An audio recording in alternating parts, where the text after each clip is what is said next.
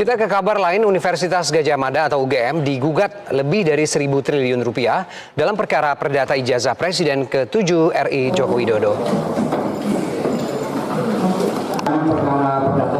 Komarudin selaku penggugat membacakan tuntutan tersebut dalam sidang lanjutan gugatan perdata terkait keaslian ijazah sarjana Jokowi di Pengadilan Negeri Sleman pada Selasa kemarin. Pengacara asal Makassar tersebut menggugat pimpinan UGM berikut jajaran di bawahnya karena tidak mau membuka dokumen Jokowi saat kuliah di Fakultas Kehutanan. Mulai dari salinan ijazah, skripsi, dokumen penerimaan mahasiswa baru hingga dokumen saat Jokowi kuliah kerja nyata. Komarudin juga menggugat dosen pembimbing Jokowi saat kuliah bernama Kaspujo. Gugatan tuntutan secara material itu 69,07 triliun dan imaterial 1.000 triliun. Namun jika UGM bisa memberikan bukti nyata nantinya supaya kalian cepat, ya kita tentu tidak perlu menuntut daripada nilai itu tadi. Polemik tudingan ijazah palsu milik Presiden ke-7 RI Joko Widodo turut menyeret Universitas Gadjah Mada. Seorang pria di Makassar, Sulawesi Selatan, menggugat 8 orang ke PN Sleman, mulai dari rektor, dekan, hingga dosen pembimbing akademik Jokowi. Komardin, sang penggugat, ingin UGM membuktikan keaslian jejak akademik Jokowi di kampus. Jadi mungkin arsip jasanya kah atau skripsinya kah? Jadi termasuk jasanya itu kita minta dibuktikan di pengadilan, skripsinya, kemudian daftar nama waktu si Penmaru, ada namanya KRS, kartu rencana studi. Ya kalau semua yang yang pendukung kalau bisa dihadirkan, dan ini nanti kita minta supaya diuji oleh suatu tim, mungkin tim gabungan, supaya tidak mencurigai. Rencana kita ya kita mau hadirkan dari Amerika, Singapura, Australia kalau perlu, supaya ini bisa tidak lagi mencurigai.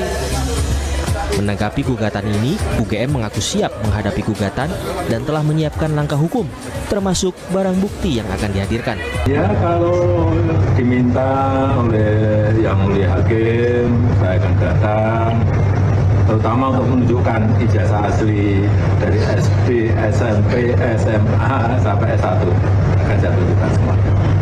Tapi ini bukan hanya Jokowi loh yang menyatakan bahwa dia itu akan membawa ijazahnya ke depan persidangan kalau diperintahkan oleh majelis hakim. Sehari berselang, ini tanggal 24 Desember 2025 ya, seusai bertemu Jokowi di rumahnya di kawasan Sumber Solo, pengacara Jokowi, YB Irfan, menegaskan bahwa dia sudah mendapat izin dari Jokowi untuk mengajukan peminjaman ijazahnya kepada penyidik Polda Metro Jaya, supaya ijazahnya Jokowi itu bisa ditunjukkan di muka hakim dalam persidangan hari ini maksudnya ya. Ijazah tersebut saat ini disita dan dalam penguasaan penyidik di Polda Metro Jaya dalam laporan kasus ijazah palsu yang dilaporkan oleh Jokowi, dan kini menyebabkan 8 orang jadi tersangka. Itu ada Eki Sujana dan kawan-kawannya di dalam klaster tim pembela ulama dan aktivis, ini jumlahnya 5 orang, dan kemudian klaster yang kedua itu adalah klaster trio RRT, Roy Suryo, Dr. Ismun, dan Dr. Tifa. Ya, kalau ternyata akhirnya Jokowi tidak datang sesuai janjinya, sesungguhnya kita nggak perlu merasa di prank amat lah gitu oleh Jokowi ya. Ya begitulah Jokowi, seperti kata netizen, kalau belok kiri itu, kalau sign-nya belok kiri berarti dia mau belok ke kanan. Itu yang ngomong bukan hanya netizen, itu almarhum Profesor Azumati Azra juga menyatakan seperti itu ya. Harus pernyataan Jokowi itu harus diartikan secara terbalik. Nah, kalau Anda percaya bahwa kali ini Jokowi betul-betul akan menepati janjinya, yang salah saya kira bukan Jokowi. Tetapi Anda, kenapa kok masih percaya juga gitu? Hari ini persidangan sesuai jadwal adalah penyerahan bukti dari tergugat setelah pekan sebelumnya dalam sidang tanggal 30 Desember, itu penggugat menyerahkan bukti-buktinya. Ada 4 tergugat. Pertama itu Joko Widodo, mantan Presiden Republik Indonesia ke-7.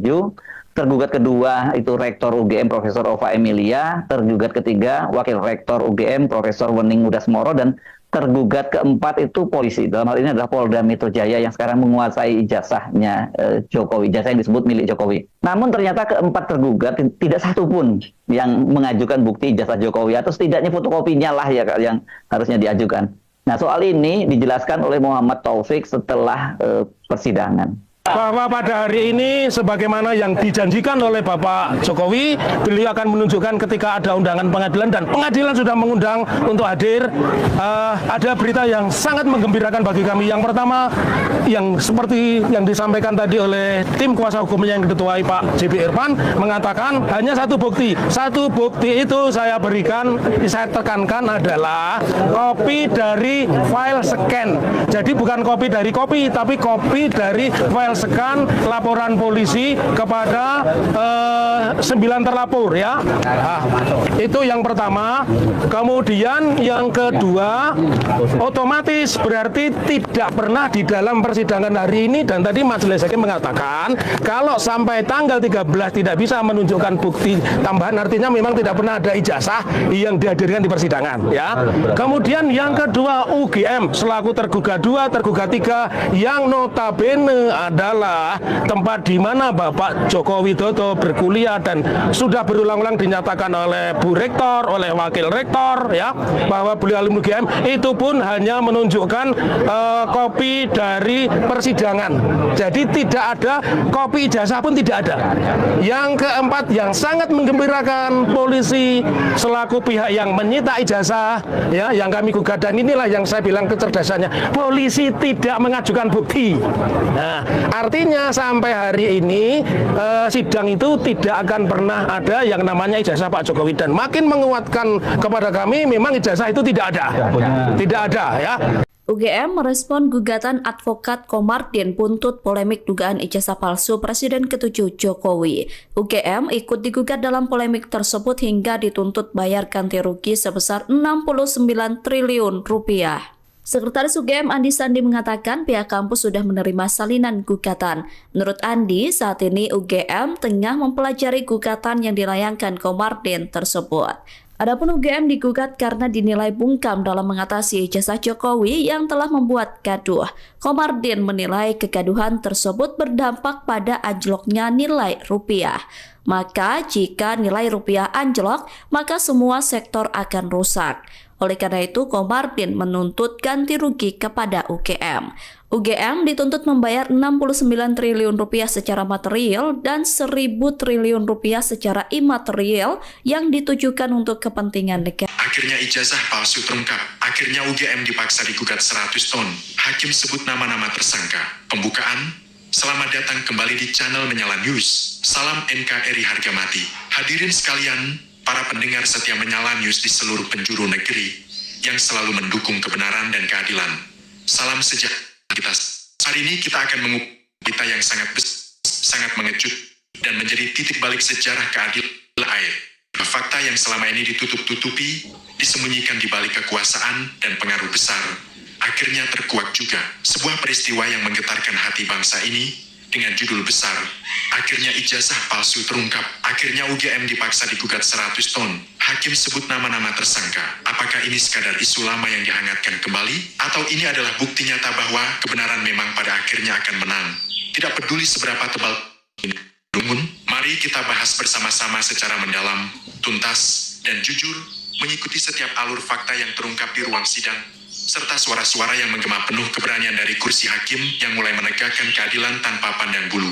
Hadirin sekalian, kita semua tahu betul isu mengenai keaslian dokumen pendidikan yang selama ini bergema di tengah masyarakat. Berbulan-bulan, bahkan bertahun-tahun, pertanyaan demi pertanyaan diajukan, keraguan demi keraguan dilontarkan, namun jawaban yang jelas dan memuaskan tak kunjung didapatkan. Seringkali kita mendengar alasan-alasan yang berbelit, dokumen hilang, arsip tidak lengkap, atau upaya pembuktian dihalangi oleh berbagai pihak yang merasa memiliki kekuasaan. Namun, hari ini kita sampai di titik yang tak terelakkan.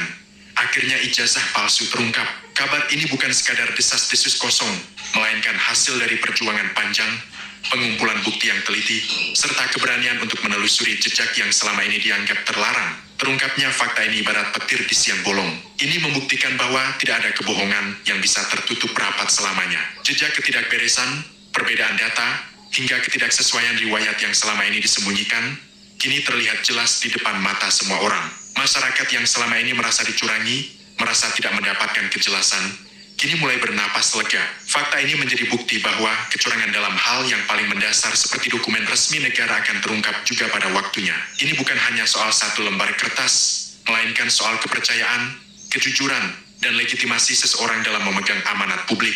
Jika fondasinya saja sudah retak karena ketidakjujuran, maka bangunan besar yang berdiri di atasnya pun dipertanyakan keabsahannya di mata hukum dan sejarah. Dampak dari terbongkarnya kejanggalan luar biasa ini pun langsung terasa menyentuh lembaga yang bersangkutan. Kita mendengar kabar yang mengguncang dunia pendidikan dan hukum. Akhirnya UGM dipaksa digugat 100 ton, angka yang sangat fantastis, jumlah yang luar biasa besar, 100 triliun rupiah. Mengapa hal ini bisa terjadi? Mengapa universitas bergengsi yang kita hormati ini harus menghadapi gugatan sebesar itu? Alasannya jelas dan masuk akal. Gugatan ini diajukan karena dianggap adanya kelalaian, kelancangan, atau bahkan dugaan keterlibatan dalam proses penerbitan dokumen yang tidak sesuai dengan prosedur hukum dan aturan yang berlaku. Pihak yang dirugikan merasa bahwa nama baik, kredibilitas, dan hak warga negara telah dikorbankan akibat adanya praktik yang tidak benar di lingkungan lembaga pendidikan tersebut. Meskipun berat dan besar namanya, lembaga ini pun tidak bisa lagi berlindung di balik gengsi atau nama besar. Hukum berlaku sama bagi siapa saja, dan jika memang ada kesalahan atau kelalaian yang merugikan banyak pihak, maka pertanggungjawabannya pun harus ditegakkan seberat-beratnya. Frasa dipaksa di sana mengandung makna yang dalam. Artinya, segala upaya penyelesaian secara kekeluargaan, penundaan, atau upaya meredam masalah ternyata tidak membuahkan hasil. Masalah ini harus dibawa ke jalur hukum, diproses secara terbuka, dan diselesaikan dengan keputusan yang tegas. Tidak ada lagi jalan pintas, tidak ada lagi perlindungan istimewa. UGM kini harus menghadapi proses hukum ini, menjawab setiap tuduhan, dan membuktikan di hadapan pengadilan apakah semua proses yang dilakukan selama ini sudah benar-benar bersih dan sesuai aturan. Dan inilah bagian yang paling membuat kita bangga sekaligus merinding menyaksikan keberaniannya. Hakim sebut nama-nama tersangka di ruang sidang. Hadirin sekalian, ini adalah langkah yang sangat langka dan berani. Di tengah situasi di mana banyak pihak takut untuk bersuara, takut menyinggung kekuasaan, seorang hakim justru tampil tegak, berpegang teguh pada bukti dan hati nurani, lalu menyebutkan secara gamblang, terang benderang, siapa saja pihak-pihak yang terlibat dalam kasus besar ini. Tidak lagi samar, tidak lagi menggunakan istilah pihak tertentu atau orang tidak dikenal. Nama-nama tersebut disebut satu persatu, menjadi catatan resmi persidangan, menjadi milik publik untuk diketahui. Ini adalah bukti bahwa aparat penegak hukum mulai berani memutuskan mata rantai ketakutan. Menyebut nama tersangka berarti membuka pintu keadilan yang sesungguhnya, memberikan kesempatan bagi mereka yang ditunjuk untuk membela diri secara terbuka, sekaligus memberikan kepastian kepada masyarakat luas bahwa proses ini tidak main-main. Siapa saja nama yang disebutkan, berbagai kalangan mulai menebak, namun yang pasti, nama-nama tersebut adalah sosok-sosok yang memiliki peran penting, baik dalam proses pengurusan dokumen, pengesahan, hingga mereka yang secara langsung maupun tidak langsung diuntungkan dari adanya dokumen yang bermasalah tersebut. Semua terjaring, tidak ada yang lolos begitu saja. Keberanian hakim ini patut kita apresiasi setinggi-tingginya, karena ia telah menempatkan hukum dan kebenaran di atas segalanya, di atas kepentingan kelompok, di atas rasa segan, dan di atas tekanan yang mungkin datang dari mana saja. Mari kita renungkan sejenak, hadirin sekalian, seberapa besar kerusakan yang ditimbulkan akibat adanya praktik ijazah palsu atau yang bermasalah ini, bukan hanya soal uang gugatan yang mencapai ratusan triliun, melainkan kerusakan pada mentalitas bangsa, rusaknya kepercayaan terhadap lembaga pendidikan, serta ketidakadilan bagi mereka yang belajar dengan jujur, bersusah payah, namun tidak mendapatkan kesempatan yang sama. Ketika dokumen yang menjadi bukti seseorang kemampuan ternyata diragukan keasliannya, maka seluruh sistem nilai kita pun terguncang. Kita menjadi bingung, mana yang benar dan mana yang salah. Apakah kejujuran masih dihargai? Apakah kerja keras masih dijunjung tinggi? Kasus besar ini menjadi cermin bagi kita semua, menunjukkan bahwa segala kecurangan yang dilakukan untuk meraih kekuasaan atau kedudukan tinggi, pada akhirnya akan terbongkar juga, dan penanggung jawabnya harus menerima risiko yang sangat berat. Tidak ada jalan lain, hukum harus berjalan lugas tanpa kompromi. Berita mengenai terbongkarnya fakta ini, gugatan besar, serta keberanian hakim menyebut nama tersangka, langsung menyebar bagaikan api di musim kemarau. Di mana-mana, masyarakat menyambutnya dengan rasa lega, harapan baru, dan semangat yang membara. Mereka merasa bahwa hari pembalasan sudah tiba, hari di mana ketidakadilan dibasmi, dan kebenaran dikembalikan ke tempatnya. Banyak yang berharap persidangan ini berjalan transparan, terbuka, dan tidak terhenti di tengah jalan. Jangan sampai ada intervensi dari pihak manapun yang berusaha mengacaukan, menunda, atau mematikan kasus ini. Rakyat sudah mengawasi, mata kita semua tertuju pada jalannya proses hukum ini. Kita ingin melihat bagaimana pembelaan yang disampaikan, bagaimana bukti-bukti disajikan, dan keputusan apa yang nantinya akan dijatuhkan. Ini adalah ujian besar bagi sistem hukum kita, ujian bagi lembaga peradilan untuk membuktikan bahwa mereka benar-benar berdiri di atas kaki sendiri, mandiri, dan berwibawa. Hadirin yang saya hormati, kejadian ini memberikan pelajaran emas bagi kita semua, bahwa sekuat apapun tembok kebohongan dibangun, sekuat apapun jaring perlindungan disusun, pada akhirnya ia akan runtuh jika tidak berpijak pada kebenaran. Roda sejarah dan roda hukum berputar perlahan namun pasti, menggiling mereka yang berbuat salah. Bagi lembaga pendidikan, ini menjadi teguran keras untuk senantiasa menjaga marwah, kehormatan, dan kepercayaan masyarakat. Jangan sampai ada celah sekecil apapun yang bisa disusupi oleh praktik-praktik tidak terpuji yang merusak nama baik dan masa depan generasi bangsa. Bagi para pemimpin dan pejabat publik, ini adalah peringatan bahwa rekam jejak, kejujuran pribadi, dan kelengkapan dokumen adalah hal yang mutlak harus dijaga, karena itu adalah cermin dari integritas diri mereka sendiri. Demikianlah pembahasan mendalam kita mengenai peristiwa bersejarah ini. Akhirnya ijazah palsu terungkap. Akhirnya UGM dipaksa digugat 100 ton. Hakim sebut nama-nama tersangka. Kita akan terus memantau, mengikuti setiap perkembangan sidang, dan menyajikannya kepada Anda semua di channel Menyala News ini. Jangan pernah merasa puas dengan kebenaran yang separuh. Teruslah mencari informasi, teruslah kritis, dan jangan pernah ragu untuk mendukung keadilan yang nyata.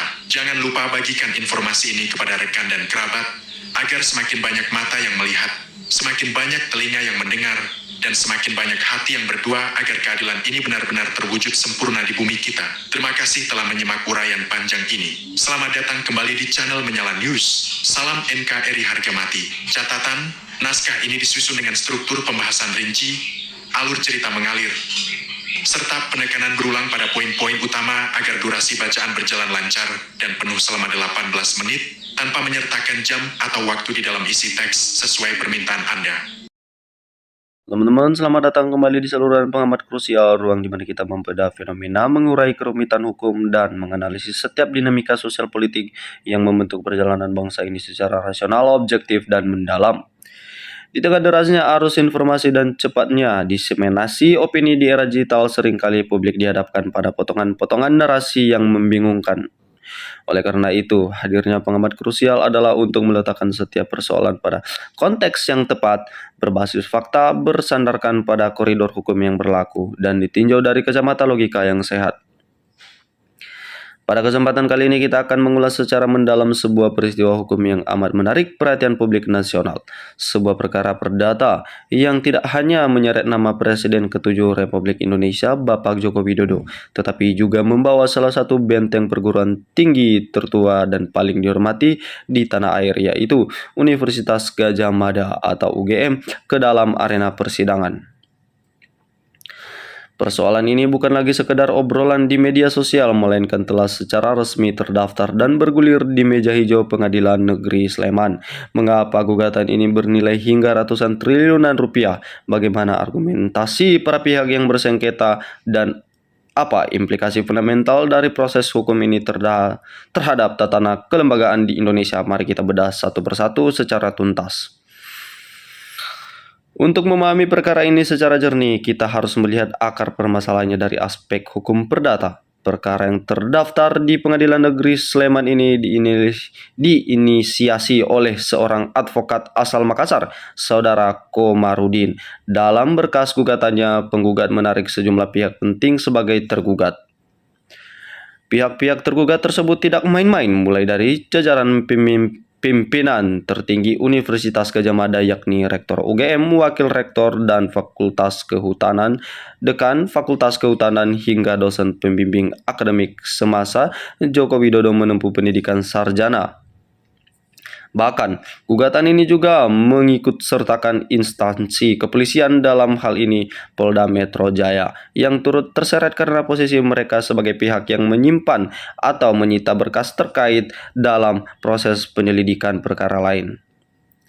Apa sebenarnya yang menjadi petitum atau tuntutan utama dari penggugat? Penggugat menuntut agar institusi UGM secara terbuka dan transparan pembuktian seluruh jejak rekam administratif dan akademik dari Joko Widodo. Dokumen-dokumen yang diminta untuk dihadirkan di hadapan majelis hukum meliputi salinan asli ijazah sarjana atau Fakultas Kehutanan UGM, naskah skripsi beserta bukti proses pembimbingan akademik, dokumen administratif penerimaan mahasiswa baru atau SIPEN Maru pada masa itu, kartu rencana studi atau KRS, serta rekam jejak pelaksanaan kuliah kerja nyata atau KKN.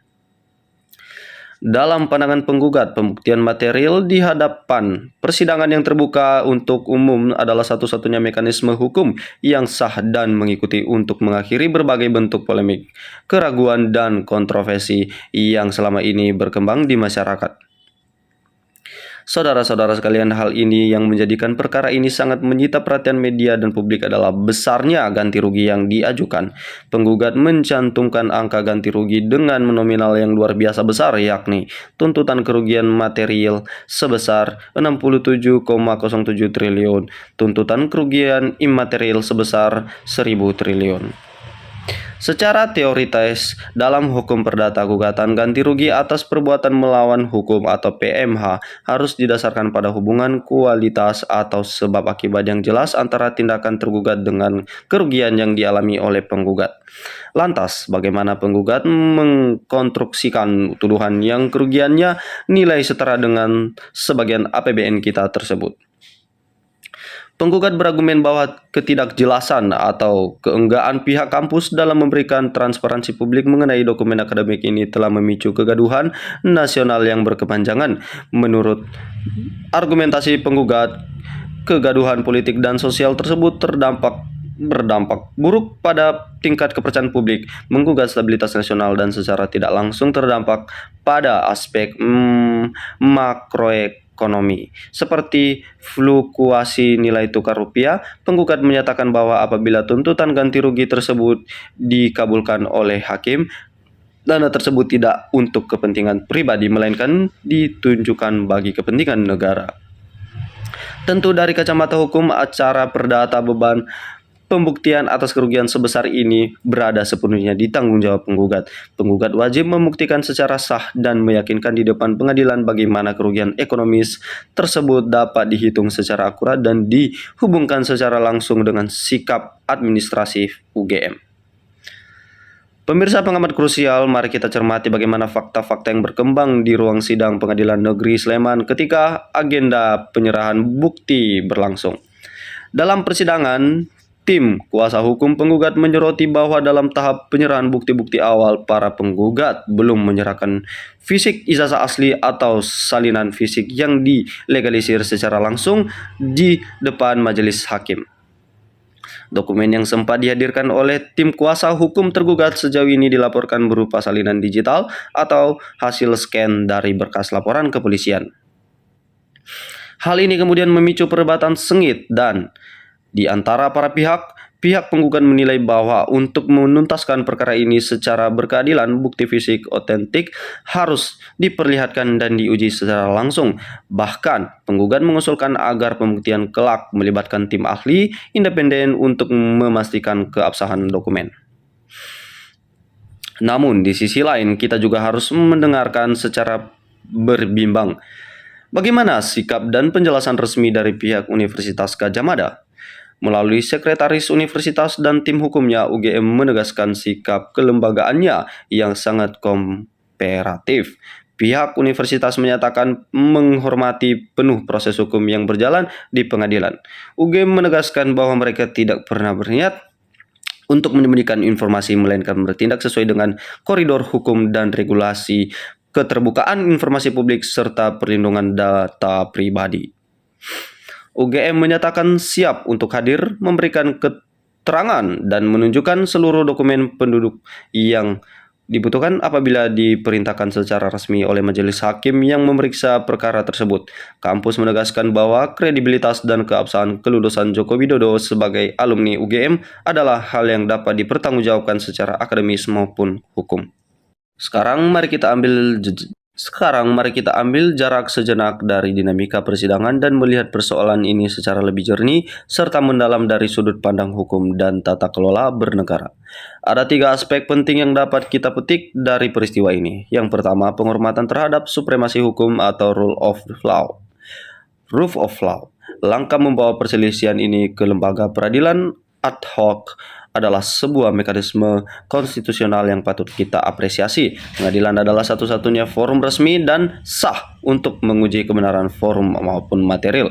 Di ruang sidang inilah narasi, spekulasi, dan asumsi liar di media sosial harus tunduk pada pembuktian dokumen, saksi, dan keahlian yang diakui oleh hukum. Yang kedua, marwah dan integritas perguruan tinggi. Bagi institusi pendidikan tinggi sekelas Universitas Gadjah Mada, perkara ini adalah momentum penting untuk menunjukkan transparansi dan keandalan sistem kearsipan akademik. Perguruan tinggi adalah benteng terakhir kebenaran ilmiah dan integritas moral. Penanganan kasus ini secara terbuka dan profesional akan semakin memperkokoh kepercayaan publik terhadap mutu tata kelola administrasi di dunia pendidikan kita. Dan yang ketiga, pembelajaran kritis bagi masyarakat. Kasus ini memberikan edukasi hukum yang sangat berharga bagi publik. Kita diajak untuk belajar memahami perbedaan antara tuduhan, pembuktian, dan keputusan hakim. Publik diimbau untuk tidak tergesa-gesa mengambil kesimpulan sebelum adanya keputusan pengadilan yang berkekuatan hukum tetap atau Inkrach van Guacdi. Pemirsa, pengamat krusial, proses peradilan perkara ini masih terus berjalan dan kita semua memiliki kewajiban moral untuk mengawalnya dengan sikap yang bijak, dingin, dan berbasis akal sehat. Bagaimana Majelis Hakim Pengadilan Negeri Sleman akan menilai bukti-bukti yang diajukan oleh kedua belah pihak. Apakah gugatan ini terbukti secara hukum ataukah justru ditolak karena tidak memenuhi syarat atau unsur-unsur perbuatan melawan hukum? Semua jawaban tersebut akan kita temukan seiring jalannya persidangan kami di Pengamat Krusial untuk memantau setiap perkembangan persidangan. Saya pengasuh saluran Pengamat Krusial, pamit undur diri. Terima kasih tetap bersama kami. Terima kasih atas perhatian Anda. Tetap kritis, rasional, dan sampai jumpa di analisis berikutnya.